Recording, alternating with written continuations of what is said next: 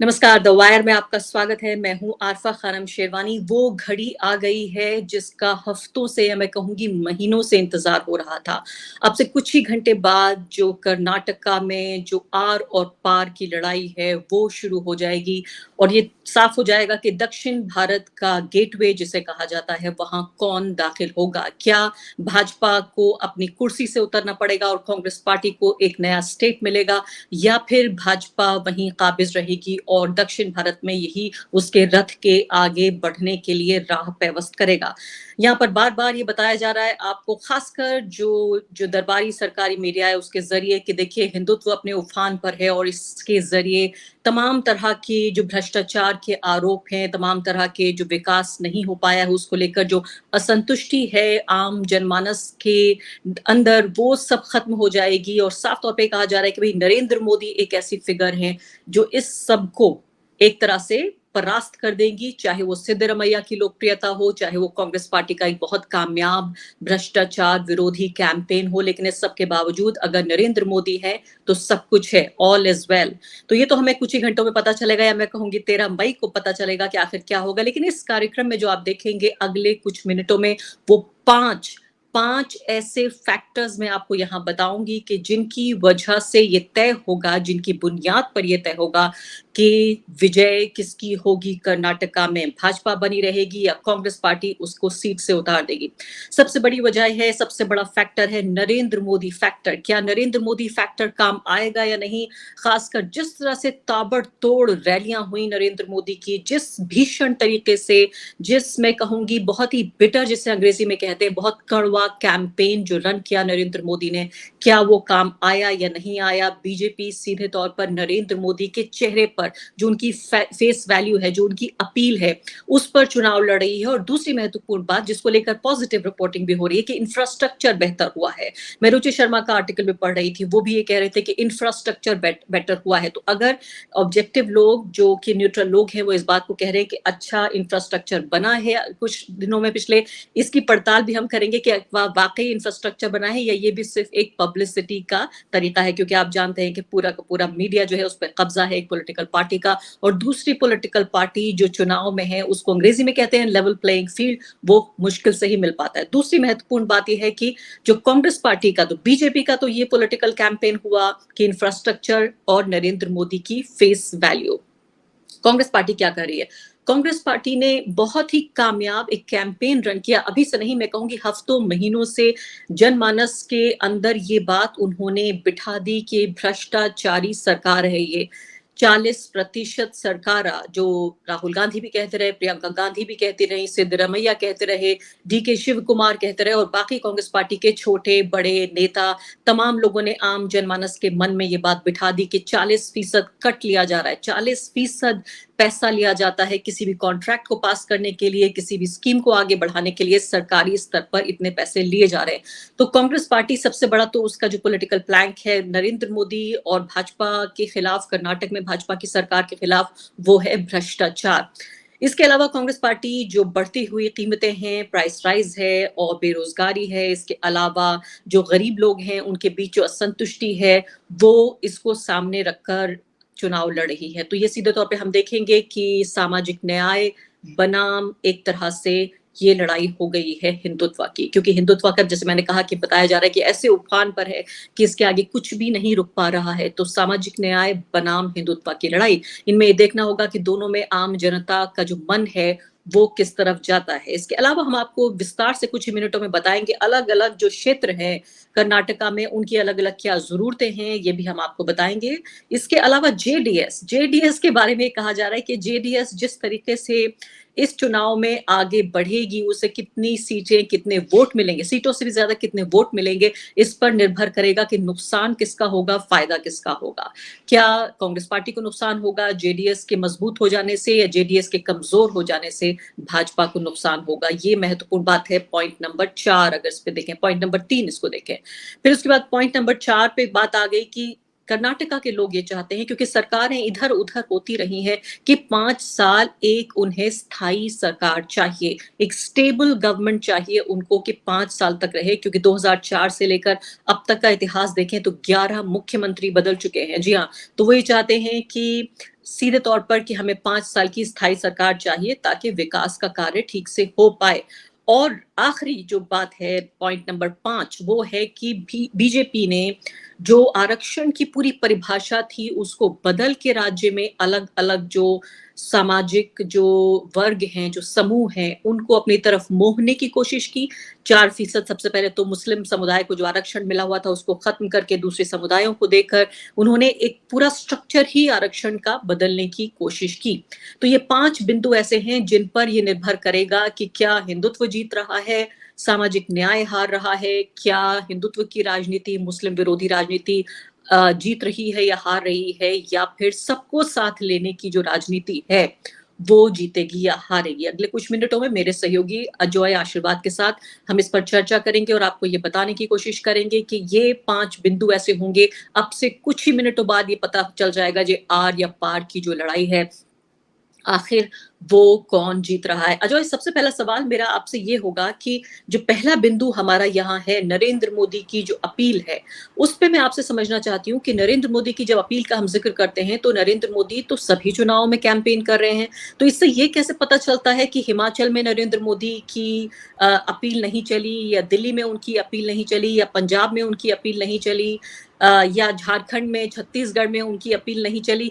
क्या इससे हम तय करते हैं, या फिर अगर जीत होती है तो नरेंद्र मोदी वाह वाह और हार होती है तो लोकल लीडरशिप हाय हाय?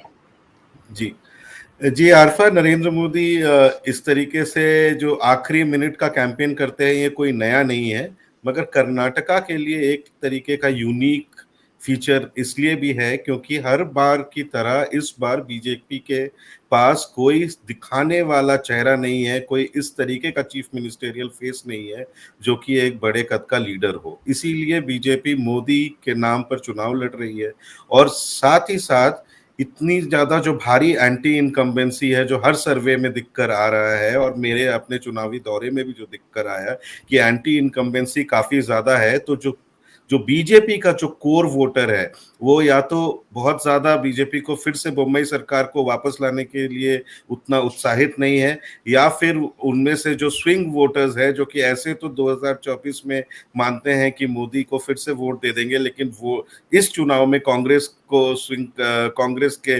कैंडिडेट को वोट देना चाहते हैं क्योंकि सिद्धरमैया वहां पर एक बेहतर उन्होंने सरकार चलाई। इस तरीके के स्विंग वोटर और जो उत्साहित जो लोग हैं जिनमें उत्साह नहीं है बीजेपी के, उनको गैल्वेनाइज करने के लिए होता है ये, और उन्हीं को करने के लिए बीजेपी के खेमे के अंदर ये बहुत बड़ा डर है कि उनके कोर वोटर आएंगे नहीं और कांग्रेस के वोटर उत्साह से आएंगे, तो उसमें जो वोट स्विंग होगा उसमें वो चुनाव हार जाएंगे।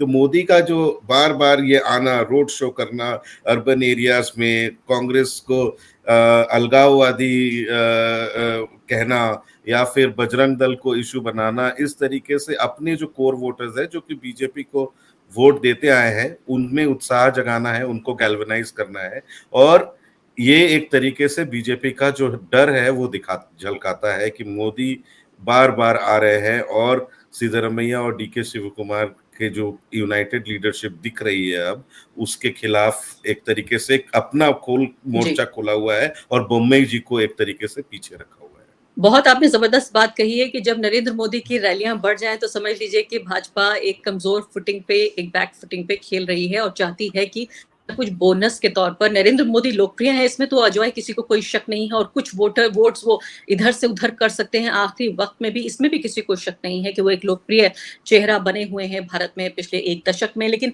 दूसरी महत्वपूर्ण बात, जो दूसरा पॉइंट है, और इसके साथ साथ आप अजॉय का विस्तार से इन्हीं मुद्दों पर आधारित आर्टिकल उन्होंने लिखा है वो भी आप वायर पे कुछ ही देर में पढ़ सकेंगे, वो भी आप जरूर पढ़िए। लिंक मैं कोशिश करूंगी कि आपको कमेंट सेक्शन में दूं।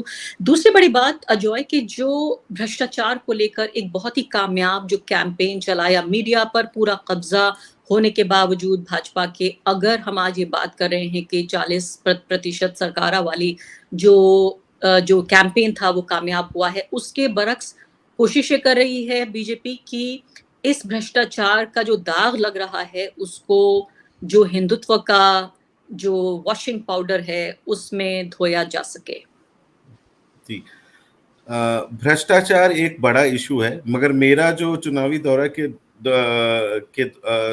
दौरान जो मैंने ये पाया कि अगर कांग्रेस भ्रष्टाचार को मुद्दा तो बनाती, मगर उससे बड़ा मुद्दा अगर बेरोजगारी को बनाती तो उनके लिए वो ज्यादा इफेक्टिव होता है। ज्यादातर लोगों से जब मैंने बात की तो वो प्राइस राइज, मतलब महंगाई, और खास करके एलपीजी सिलेंडर, औरतों से आप जब बात करेंगे तो हर हर ऑलमोस्ट हर औरत से जो मैं मिला, उन्होंने यही कहा कि एलपीजी सिलेंडर 450 रुपए में पहले मिलता था, अब 1200 रुपए में मिल रहा है। और दूसरी ये बात है कि सिद्धरमैया की सरकार में एक अन्य भाग्य स्कीम चलाते थे वो, जिसमें 10 केजी चावल मिलता उस समय गरीबों को मिलता था, अब उसको घटाकर मुंबई सरकार ने 5 केजी कर दिया है। और ये सभी ने मुझे जितने ज्यादा, हर क्षेत्र में कर्नाटका में ये बड़ा मुद्दा था, महंगाई और बेरोजगारी। और बेरोजगारी इस तरीके का भी मुद्दा है कि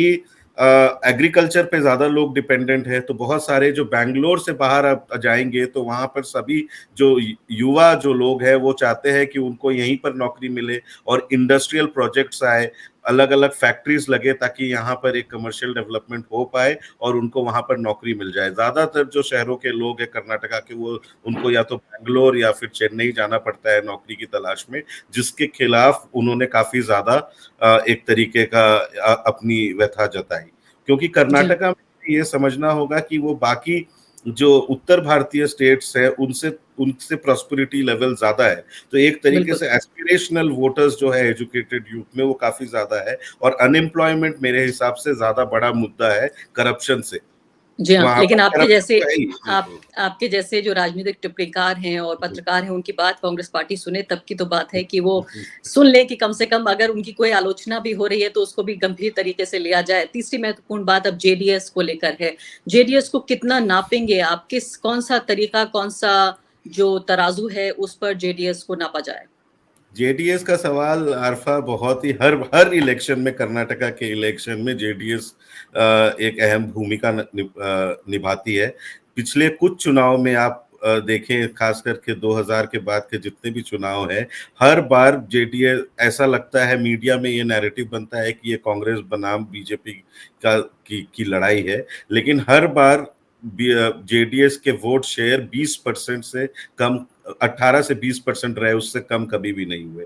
हर बार दोनों ही नेशनल पार्टीज ये कहती है कि इस बार तो जेडीएस साफ है, लेकिन कभी ऐसा हुआ नहीं। उसका मतलब ये है कि एचडी देवेगौड़ा की जो पार्टी है, उनकी पकड़ जो 61 सीटों में, जो ओल्ड मैसूर, जो साउथ कर्नाटका का है, वो अभी भी कायम है। और मैंने भी अपने दौरे में यही देखा कि जो वोकलिगा कम्युनिटी है, जो ओल्ड मैसूर में के सीटों में 40% से भी ज्यादा है। ऐसे उनका स्टेट के पॉपुलेशन के आधार पे प्रोपोर्शन देखा जाए तो वो 10 से 12% है, मगर इन 61 सीटों में उनकी भूमिका बहुत ज्यादा हो जाती है, क्योंकि वो 40 से 45% के लगभग है, और बाकी कम्युनिटीज में भी अपना जोर रखते हैं। और उस कम्युनिटी में जेडीएस की पकड़ बहुत मजबूत है, कांग्रेस की भी है, लेकिन और बीजेपी की वहां पर बिल्कुल कोई भी भूमिका ओल्ड मैसूर में नहीं रहती है।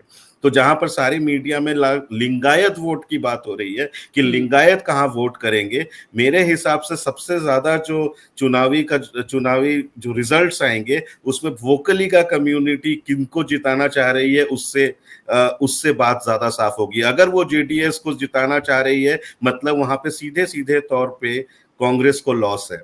उन 61 सीटों में अगर कांग्रेस जेडीएस से ज्यादा सीटें नहीं लाती है तो कांग्रेस 112-13 का जो आंकड़ा है मेजॉरिटी मार्क, वो लाने में स्ट्रगल करेगी। और क्योंकि जो बीजेपी का जो एक कर्नाटका एक तरीके का मतलब बड़ा ही यूनिक स्टेट है, क्योंकि जैसे बाकी राज्यों में हम देखते हैं कि एक तरीके का लहर होता है, कर्नाटका में 4 या 5 अलग अलग तरीके के लहर होते हैं।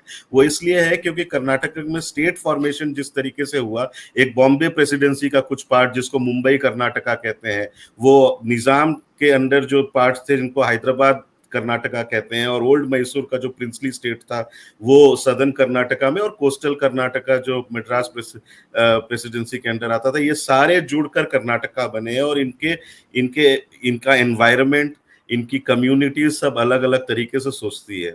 मुंबई कर्नाटका और जो सेंट्रल कर्नाटका है, यहाँ पे बीजेपी का का बैस्टियन माना जाता है। इन वहाँ पे उनका जो सामाजिक कोलिशन है, लिंगायतों का एक शेड्यूल्ड ट्राइब कम्युनिटी, वाल्मीकियों का और दलितों का एक सेक्शन जिनको वहाँ पे लेफ्ट हैंड दलित्स माना जाता है, और हिंदुत्व के जो कोर वोटर्स है उनका एक अच्छा खासा सोशल कोलिशन उन्होंने बनाया जी हुआ हाँ, है। उसके मुझे खिलाफ लगता है एक अलग से जो है जी कार्यक्रम होना चाहिए सिर्फ जेडीएस की पॉलिटिक्स हाँ पर। अजय, तो अब चौथा पॉइंट आ जाता है जिसमें बात हो रही है स्थायी सरकार की। अब जी आप ही के जो पॉइंटर्स हैं जिसकी बुनियाद पे हम्म, आप आर्टिकल लिख रहे हैं, उससे पता चलता है कि पिछले 9 साल में 11 मुख्यमंत्री बदले जा चुके हैं। जी लेकिन यहाँ बार-बार ये बात हो रही है कि अगर एक political party single largest party नहीं बनी, सबसे बड़ी पार्टी के तौर पर नहीं उभरी, तो एक त्रिशंकु या हंग विधानसभा हो सकती है। तो ऐसे में ये विरोधाभासी है कि एक तरफ स्थायी सरकार भी अगर चाहते हैं लोग, और अगर बटा हुआ एक मैंडेट मिलता है,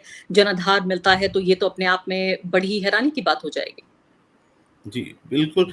अभी के जो जिस तरीके से ऐसा लग रहा है, अलग अलग सर्वे अलग अलग बातें कर रही हैं, लेकिन ग्राउंड में मुझे लगता है, हालांकि कांग्रेस का नैरेटिव जो है वो ज्यादातर लोगों को एंटी इनकम्बेंसी बहुत हाई है, लेकिन मैं खुद से बहुत ज्यादा श्योर नहीं हूं कि एंटी इनकम्बेंसी क्या कांग्रेस की तरफ में के वोट में ट्रांसलेट होगा या नहीं लोगों का।